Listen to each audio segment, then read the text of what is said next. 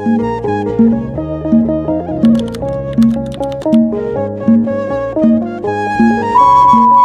everybody. Welcome to the POL podcast, Pathway in Life. We are so excited to be here today. I'm going to go ahead and introduce myself, and we're going to talk a little bit today and have a good little conversation. So I'm Hanan. I serve at Deborah Gazan Medhanilem Church in Atlanta. Hi everybody, my name is Naud Haftamariam. I'm from Atlanta, Georgia, and I serve both in Deborah Gazam in Atlanta, also in Deborah Salam in DC. Hi guys, my name is Nazrit. I serve at Deborah Salam Medhanilem Eritrean Orthodox Church in DC. And hi everyone, my name is Leah. I serve at Deborah Salam Medhanilem Eritrean Orthodox Church in DC.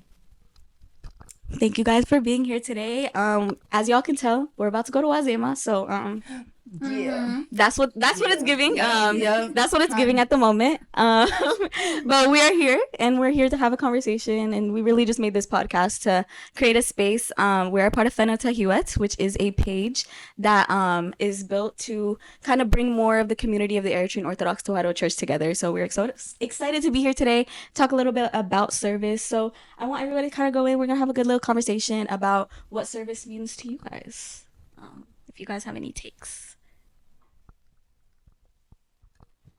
So I feel like a word that can or I guess two way that could describe service is kind of like individualized impact. So for everybody, it's different. By the grace of God, our church is like very diverse in like the roles that each person can kind of offer in terms of their own specific churches. Whether it be someone being a mazamaran, learning the hymns of the church, or it could be a young kid trying to learn what it takes to become a diakon. There's so many different routes, so I feel like it really is individualized to like who you are as a person, and how you feel like your skills and how you as a person can help best fit serve your own church. Yeah, I really like how you describe that because like there's no one set way to like serve the church because regardless, it's all it's all towards the church or for the betterment of the church. So it's like there's no direct path. It's all like up to you, like how you like how your skills and like how your interests can like better serve the church. Well, I feel like it's really easy just to like see what other people are doing in their own service and can kind of either divert you from thinking that what you're doing is not necessarily like you're not on the right path, or it can kind of make you worry and think you're not doing enough. And I feel like that's like really the key in why I said individualized impact, because all of our journeys are different. As we all look to all the apostles and how they set their own example for us. Peter's journey was different from Paul's, as well as Andrew and all the different apostles. So just each one has their own journeys, and it's all up to us to find out on our own what works for us and how our own skills and how we as people, how we can best define what service we can give to our own church and specifically to God. And I think each of us, like what you said about each of us like having our own skill set, reminds me of the fact that we have our own purpose, and a way to exercise that purpose is kind of using our talents in the church, like you said, whether it's mezmur or Sunday school, or if it's like even just like collecting moba inside the church, just like ways to not only give back but be able to find ways to use your skills to like glorify God in all aspects of your life. So not just inside the church, but also outside the church, the way you carry your conversations, the way you walk into a room, the way you give thanks to God openly. Like, I think it's just some ways. Yeah, and I feel like with this day and age, it can be really hard to find your place in the church. There's a lot of stuff like, just it's the world. Like we live in a world where we have different things and we face different challenges, and kind of staying in that church feel or whatever it may be can be difficult. Like it really can be hard for a lot of people, and it's like, what can we do to bring people back and like help them move forward in this journey with Christ, and just like show as an example? Because like, yes, like we may go to church every Sunday, and yes, we may do this, we may do that, but does that mean we're perfect? No. But that means we're striving for better. Like the church is a place of medicine for the sick, and so I feel like putting that out there so that more people can understand that is really important, because it's like you don't have to come to church and be the perfect servant, the perfect person. You can really like strive to find your place in the church. And like I feel like a lot of people get scared because they're like, my past, I did this, I did that, and it's like, it doesn't matter. God forgives. So I think that's a big Exactly. thing. And I feel like this is like perfect segue into like one of the topics I know that we like. I feel like all churches face is like losing that like older generation of like children or like Orthodox youth. I feel like it's very easy to feel out of place, and it really takes time to like kind of learn your place and kind of like find your impact in the church. Like, in you guys' opinion, like, how do you think like we can better bring those like other kids, like the kids like our older generations, like back into the church? Great question. I feel like with with the more of the older generation, like the first generation that came from each of the churches, I think it's a little bit of a harder task because they were the first to kind of deal with the, I don't want to say growing pains, but in a sense like how our parents had to learn how to adjust to not only the American culture but how to raise the children in the American culture. So I don't think it was only an adjustment for the parents, but also even for the priests because them seeing like or what they were used to dealing with how to help with their congregation as well as the youth is a lot different back home than it is now. So I think those youth kind of had like the back end of just like trying to deal with that and how to they weren't necessarily given the right educational like training to help really grow as Christians. So they were kind of the first to run away from the church. So I think with them is more so like starting from the ground back up and just really like helping them show that this is a place where they can grow.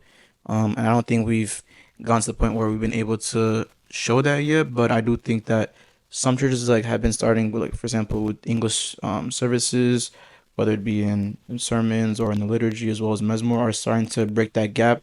But I do think with more of the older generation, it's gonna take more of like actually like individual like reaching out versus someone like more on like the younger side where like they've just kind of been diverted due to just the like American pressures and just whole society peer pressure. So for the older people, I'd probably say it's like it's more so like we have to actually reach out to them more so than just like us change the service and then boom they're just gonna come back. I feel like. I agree. I feel like it always takes that one person to like pull you back into church, you know what I mean? Like I'll definitely say language barrier is definitely like a big thing for like the older generation. Like you said, no, like with the growing like the parents learning to navigate like, American culture versus like, back home Eritrean culture, like it's definitely a culture shock for not only them, but for like them trying to raise someone in a whole different culture than they were raised, you know what I mean? Like it creates that like unintentional divide. So like there's a lot of misunderstanding. So then when they have all these questions of like why is church so long or what does this mean or what am I saying, things like that, like there's just like a lot of I guess misunderstanding. But it always takes like that one person to just like go up to you. Like I know like when it comes to like the big holidays that brings everybody back together, like Lidde or Fasika, like I be seeing people like, yo, where you been at? Like, yeah, where you at? Like I haven't honestly seen you. Like, bruh, it's so crazy. Like it's literally a reunion episode. Like it's Yeah. crazy. I was just gonna say, like, in addition to reaching out to people, I think it starts with having a conversation with our priests to make sure that our goals align as far as prioritizing the youth. And I'm not saying like over our like adults because I know like there's a lot that needs to be done as far as encouraging our adults to take Qudus Qurban, to confess and things like that. But also you have to like prioritize like the future generation of the church. You know what I mean? Like right now they're saying like the older generation, they want them to be able to like they want to teach and educate them of the importance of finding salvation before like, their time is up. And I get that's an important like priority, but what about like the next generation? Like who's going to carry the church if you're focused on the people now that are like, you know what I mean? It's true. Yeah, go ahead. My bad. No, I was just gonna say, like, I remember we had a conversation with our priests, and they were like, we want to focus on like our older generation, but we understand that our youth, like, they're lost and they need guidance, and we need to bridge the gap between like church fathers and our youth because a lot of times, like, the youth are intimidated to come to the priest to ask questions, to share their concerns. So I feel like, by like what Nao said earlier, youth events, like English, Dacia English sermons, like coming up with ways to engage with the youth and break the ice, making them feel more comfortable, I think is a way to slowly bring them back to church. You know what I mean? Yeah. Yeah. And except in Michigan, like we come from churches that have like I would say like a good amount of like church fathers that are willing to like play a role in the youth, but not everyone has that. So I feel like different platforms like not only Fidelity Youth, but like even like our individual church pages to try to reach out to the youth, or like the youth events that like are in like individual churches host. I feel like those are like good ways to like bring them back in, kind of, like like create that bridge between the like in the divide. You know what I mean? I want to piggyback on the point that Nazar just made about how her church father was mentioning how they know that the youth is lost, but their focus is more so on like the older generation, meaning like the adults. I think a big like key factor in why a lot of priests tend to focus more on the older age is because um I think as a youth we require like why, how, when, like in terms of like in order to go to the church, the youth really want to understand why we do this, when we're doing this, for what purpose, all that kind of stuff. So I think with the adults, one thing that I've noticed is in a way it's like a blind faith where they may not understand what's going on in the services, but they still go and participate to whatever degree they can actually participate. So um I think even like me being a servant who does participate in like the service of the church, like we don't do a good job of like really explaining to the youth why we're doing what we're doing, because one of the biggest, I think, the gems of our Orthodox faith, especially in the Eritrean Ethiopian churches, we have so many rituals where there's like a deep purpose behind why we're doing it. So I think even from an outside point of view, if I don't understand what they were doing, I wouldn't want to do it either or go to that service, much less. So I think us as even as from a servant's point of view, like who actually participate in like contribute to the service, I think we're not doing a good enough job of like really explaining it to the youth and also to the adults. So kind of piggyback on like the question of like how we can help bring whether it be youth or even older generation youth back to the church. I think a big thing also is going to be taking the time to really explain why we do what we do. I think that's a big um there's like a big gap in what we're not doing in the church, and I think it's kind of had a big effect in terms of the youth's willingness to actually want to go to church, whether it be like for earlier services or even during liturgy, because they may have the message of take the Eucharist and participate it, but from the beginning of the liturgy until the end of it, it's like there's so much in between that we do, that we say in terms of meaning and why we're doing it, that they don't really understand, and it's kind of like hard to convince why they should do it. So I do think that that is a big gap that we really need to start to slowly but surely fill out. And I feel like a lot of people kind of forget the fact that like Loki, we're right there on them, like with them on this journey of like following Christ and service. And it's like I feel like yeah, I've been tapped in for a good amount of my life, and like it really takes like for me it was very much self discipline and like I'm in college, so you find yourself in settings where it's like there's temptation and there's places that people want to go and you're trying to be social, you're trying to make friends, you're trying to do this, and it's like you straight away it's like if I miss a Sunday, but like you have to keep it like you have to keep it in your head. You're like if I miss a Sunday, I'm responsible for that. Like that's gonna mess me up because I've been doing this routine for how long? And it's like a lot of people are not in that routine. So I feel like it starts with the basis of like getting into routine. Once you get into that routine, start showing up at a church, trust somebody will come up to you and say, what do you want to do in this church? How do you want to serve this church? Like it's genuinely like a space of inclusion. And I feel like a lot of people get lost in that because they're like, oh, like, no, I'm a sinner. Like I've done terrible things. It's like, so have we? Like we're all struggling. we're all Struggling, yeah. we're all human, and I feel like everybody kind of forgets that. So segueing from that a little bit, like talking about our struggles, what challenges have you guys faced, like whether it's service or just coming to church or just being a Christian or an Orthodox Christian in a day-to-day basis? Okay, let me tell you guys something. So, when you had mentioned routine, it reminded me of discipline. And I feel like in this season of my life, especially during Tzom, I am really lacking discipline. And I feel like that's affecting my productivity as far as praying, staying consistent, reading the Bible, like coming to church as early as I should. I think I try to get the motivation to do those things, but I'm learning that motivation is not sustainable, like because motivation is very fleeting, it comes and goes, so it's not enough to sustain like an actual routine that you can stay consistent in versus discipline. Regardless whether you have motivation or not, it got to get done. Yeah. So when you stay strong in your discipline, you're like, you know what, like I know I have to be at church at a certain time, so whether I get my work done or not, that's something that I like that's like a non-negotiable. Like I cannot compromise the time I wake up to church. So I'm trying to work on my discipline so that I don't have to what's it called? Like try to negotiate with myself like okay, maybe I can push the time a little bit. Like no, if I set a time to do something, I have to stick to it regardless if I'm not productive throughout the day and I didn't get what I needed to get done. So I discipline has been like the theme for this and I'm learning that without discipline like you cannot stick to a routine. Like it's impossible. Takes one day just to ruin the whole like. Oh, what? You gotta lock in. Yeah. When you lock in, Yeah. trust, like everything flows, everything Yeah. goes. But it's like to get to that point where you're like, oh, like I'm doing amazing. I'm waking up. I'm doing this. I'm doing my tzadot. I'm reading my Bible. I'm doing this. I'm doing that. You're like, I'm not doing that. And then you see people like, for me, if I see somebody on social media post like their Bible every day, it's like, you know, they kind of put that out there that they're like locked in. It's like low key, I'm not. It's like I'm trying to get better, but it's just like I'm not. And it's like you get like jealous and you're like, whoa, like they're doing that and I'm not. Yeah. And I'm like, if they're doing that and then they're doing this, they're doing that. It's like you start judging people too, and it's just like a whole circular thing. And it's like, what makes me any better than any other person? I'm still on my path trying to get better. And it's like that discipline is so hard to attain. I feel like it's tough. It's very tough. Exactly. Let me tell y'all. So I took my bad. You got it. I took a psychology motivation class in college, and like the overarching theme in that class was like you cannot rely on motivation alone because that's not going to sustain you. Like consistency, like you have to be consistent, and you'll find motivation in that consistency.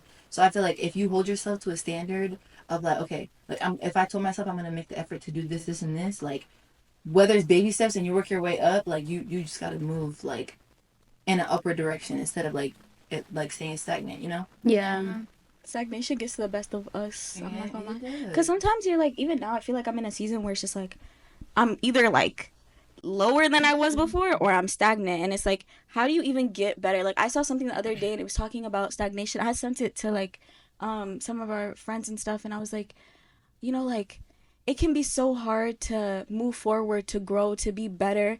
But at the end of the day, like, a period of stagnation is not the worst thing you can face. At least you have some sort of discipline. At least you're still doing something. And it's just like, okay, like, I am doing something. And it's like, you know, you can always do better. And like, I'm an overthinker sometimes. So it's just like, I know I could be doing better. Yeah. And I'm not. Yeah. And it's like, I could and I should. Yeah. But I'm not. Yeah. So It's like, a cycle. it literally Yeah. is. And it's like, you have to put yourself out there to kind of, it's a challenge for all of us. Like, you just have to do it. Yeah. And once you do it, you'll fall in love with it Yeah. because it's for God. Yeah. So that's And the I- thing. I was just gonna say, I think one routine that has stuck thus far is, and because I'm leaning on, like, you know, my brothers and sisters in Christ to hold me accountable.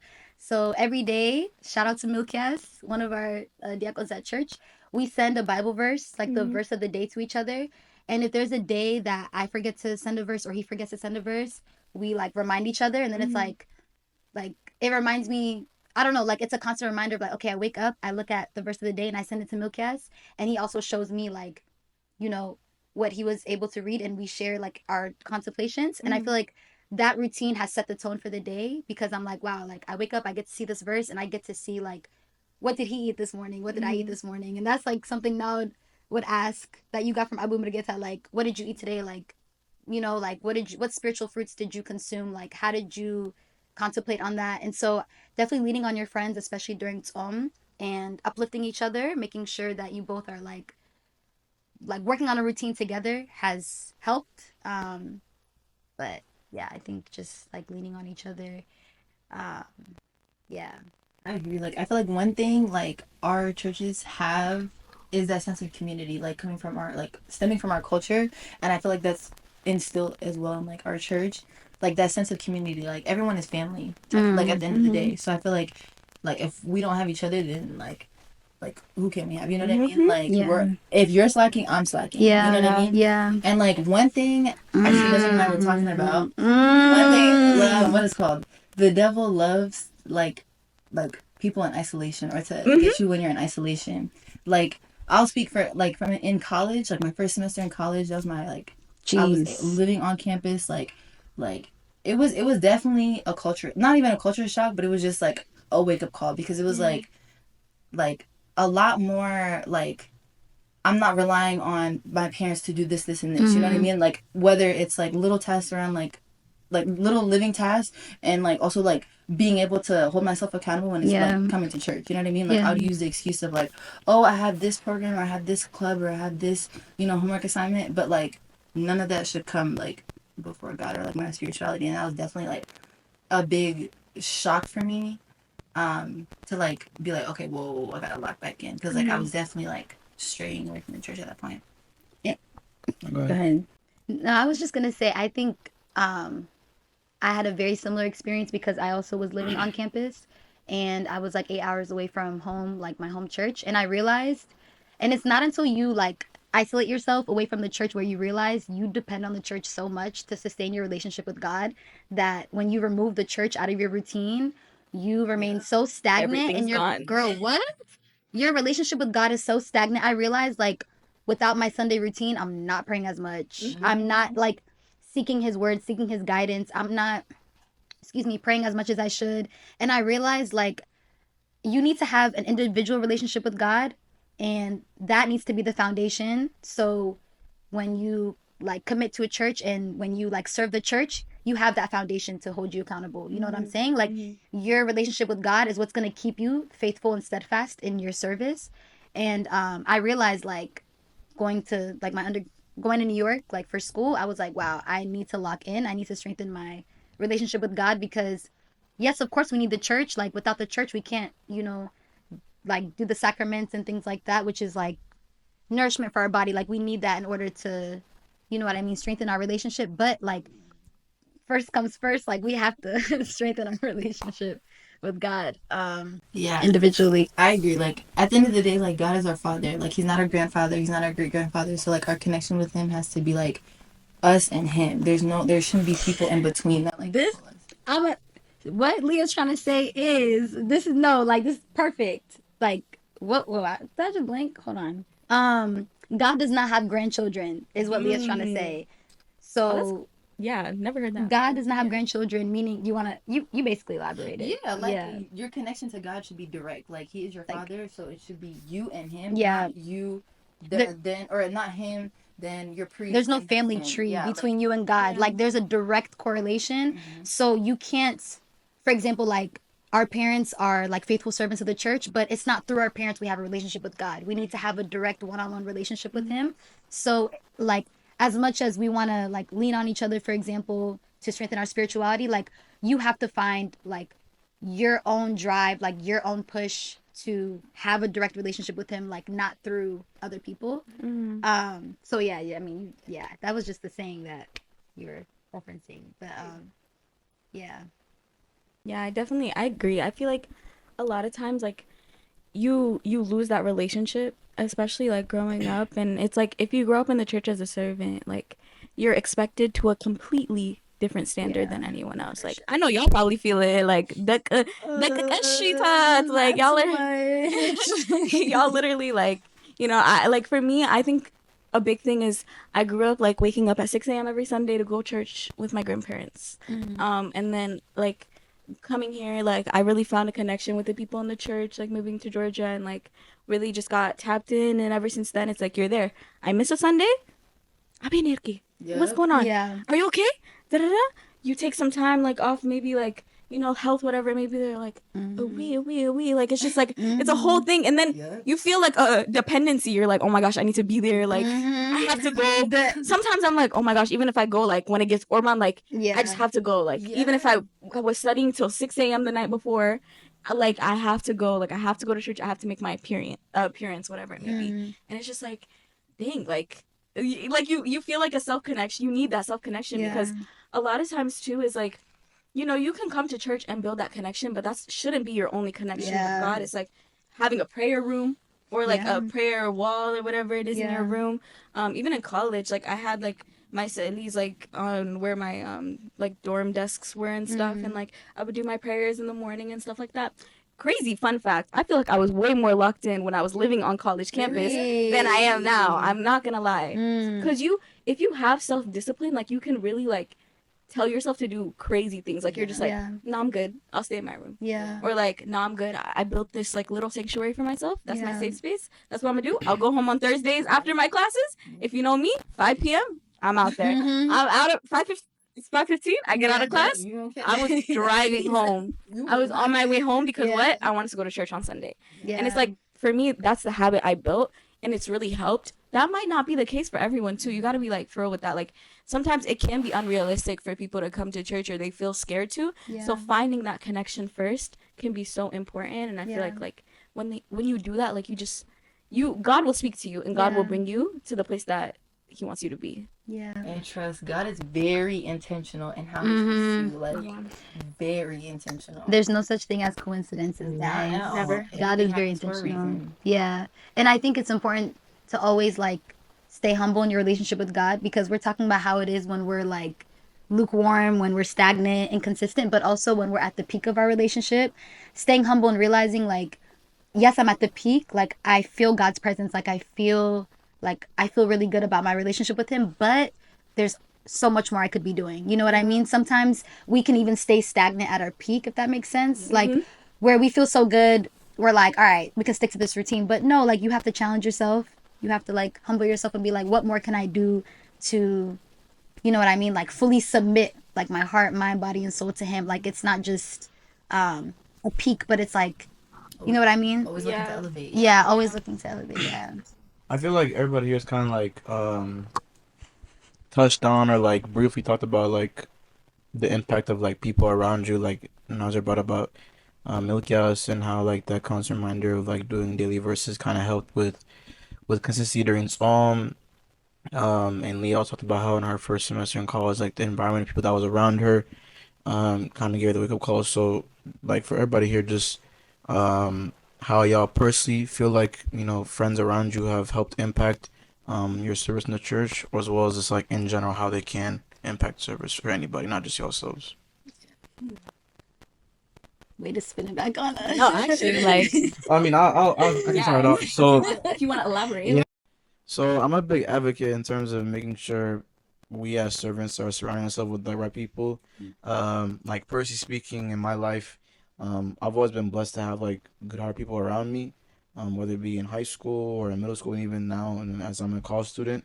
But that's different between having people that are also spiritually hungry to continue in their journeys, and that can also then in turn help you and to grow. So, when I moved to DC, I was able to surround myself with people that were more, I guess, like that could help me just push me more into tweaking out things that I wasn't necessarily doing good at, both through criticism as well as just like seeing their own examples, whether it be youth or as well as also like church fathers. So, um, me personally, I really feel like that's like a make it break it type thing where you can have like the urge to want to serve and you can have the talent, all the things you need in the world, but if you don't have the right support of like people who can really help you and guide you, not only by like encouragement, but also just by like an iron sharpens iron type thing, then I feel like it really can hold you back in a sense. So, hopefully with this, from Nothing Here With, we'll be able to add to that and hopefully help everyone that's watching.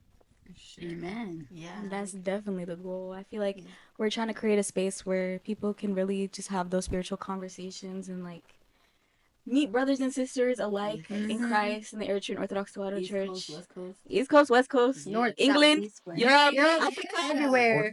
everywhere. If you're in Antarctica, let me know. Let me know. We gonna add you to the team Yeah. right now. But yeah, Santa Slay. That's a topic for another time.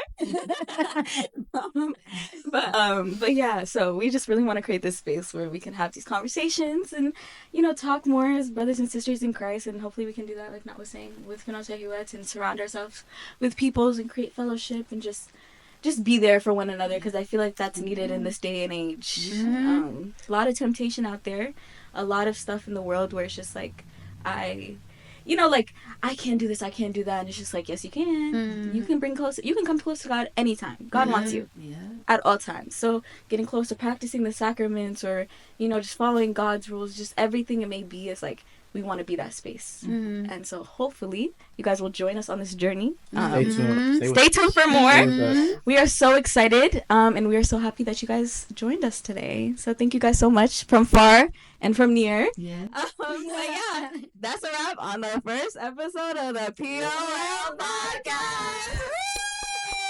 So far, where like I'm sleepy, I'm not as motivated, and then I start. That's what it was.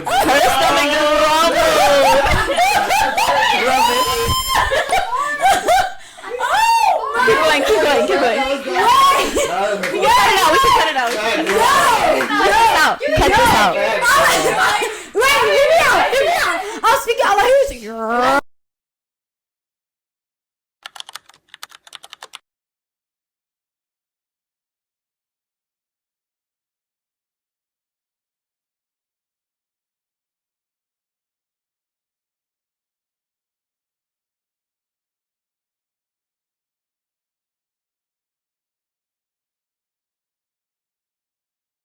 Thank you.